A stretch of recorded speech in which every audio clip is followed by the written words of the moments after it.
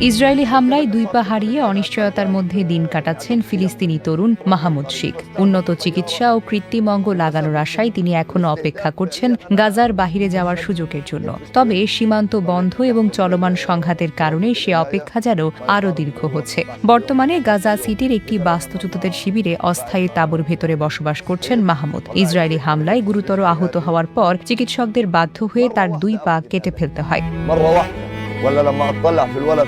এরপর থেকেই তিনি হুইলচেয়ারের উপর নির্ভরশীল হয়ে পড়েছেন। স্বাভাবিক জীবনে ফিরে আসার একমাত্র আশা এখন উন্নত চিকিৎসা এবং কৃত্রিম অঙ্গ প্রতিস্থাপন। মাহমুদের পরিবারের দাবি, গাজায় পর্যাপ্ত চিকিৎসা সুবিধা না থাকায় বিদেশি চিকিৎসা নেওয়ার জন্য তার সবচাইতে বেশি জরুরি প্রয়োজন। কিন্তু সীমান্ত পার হওয়ার অনুমতি না পাওয়ায় তিনি দীর্ঘদিন ধরে অপেক্ষা করেছেন। প্রতিদিন অনিশ্চয়তার মধ্যে কাটছে তার জীবন। স্থানীয় মানবাধিকার কর্মীরা বলছেন, চলমান সংঘাতের কারণে গাজায় আহত মানুষের সংখ্যা প্রতিনিয়ত বাড়ছে। তাদের অনেকেরই বিশেষায়িত চিকিৎসা ও পুনর্বাসনের প্রয়োজন হলেও সীমিত স্বাস্থ্য ব্যবস্থা এবং যাতায়াতের প্রতিবন্ধকতার কারণে সেই সুযোগ মিলছে না।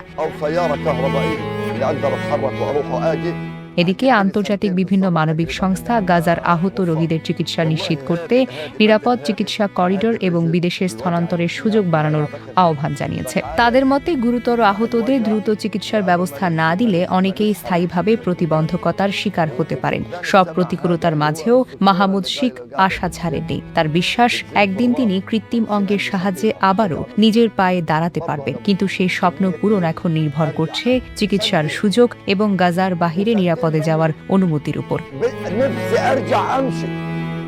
Desk report, recap news.